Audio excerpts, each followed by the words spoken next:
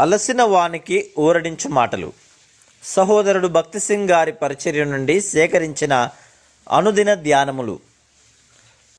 మీరు బాప్తిస్మందు ఆయనతో కూడా పాతి పెట్టబడిన వారై విశ్వసించుట ద్వారా ఆయనతో కూడా లేచితిరి. కొలస్సీలకు రాసిన పత్రిక 2వ అధ్యాయము 12వ వచనం. ప్రభువైన క్రీస్తుతో మన ఆత్మ ఐక్యపరచబడుట అనున్నది విశ్వాసము ద్వారా పూర్తిగా అనుభవించగలము. ఎన్నో సంవత్సరముల క్రిందట ఆయన మరణించెను. అయినను ఇప్పటికీ దాని ద్వారా మనకు ప్రయోజనం కలుగుచున్నది. ఆయన మరణము యొక్క శక్తి ద్వారా మన పాత స్వభావమునకు మనము మరణించవచ్చును. మన స్వశక్తితో మన పాత స్వభావం మనలో మరణించదు. మన బలహీనతలు అనగా త్వరగా కోపపడే స్వభావము, అసూయ, గర్వము మరియు ద్వేషము మొదలగు వాటి కొరకు మనము విశ్వాసముతో ప్రభు అయిన యేసు, ఈ బలహీనతలన్నీ నాలో ఉన్నవి, దయచేసి వీటన్నిటినీ అనగా అనుమానములను, భయములను నాలో నుండి తీసివేయుము.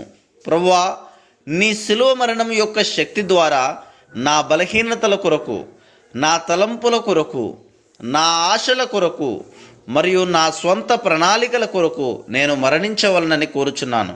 అలాగుననే నా కోరికలు, నా బలహీనతలను నీ భూస్థాపన శక్తి ద్వారా పాతి పెట్టబడవలనని కోరుచున్నాను. ఆ విశ్వాసం ద్వారానే నీ పునరుద్ధాన శక్తిని నేను పొందగోరుచున్నాను అని చెప్పవలను. ఆ విధముగా ఆయన మరణ, భూస్థాపన, పునరుద్ధాన శక్తిని మనము అన్వయించుకొనవలను. ఆయన మరణము నిత్యమైన మరియు నిలిచియుండు విలువ కలిగి ఉన్నది. ఆయన నిత్యము ఉండువాడు గనుక ఆయన మాటలు నిత్యమైనవి. ఆయన మరణము ఆయనకు ముందు జీవించిన వారికి, ఆయనకు తర్వాత జీవించుచున్న వారికి కూడా ప్రయోజనము కలిగించింది. మన తలంపుల కొరకై మనం మరణించుటకు మన ప్రభు అయిన యేసుక్రీస్తు యొక్క మరణ శక్తిని అనుదినము పొందుచున్నాం. వాటిని మరచుటకు భూస్థాపన శక్తి పొందుచున్నాం. మన పాపములపై, శోధనలపై విజయవంతమైన నూతన జీవం పొందుటకు పునరుద్ధాన శక్తిని పొందుచున్నాం. ఇందువలనే మనం బాప్తిస్మమును పొందవలను. దేవునితో మూడంతల ఆత్మీయ ఐక్యతను అనుభవించుటకు నేర్చుకొనవలను. బాప్తిస్మము ఒక వేడుక కాదు, ఒక సాక్ష్యము.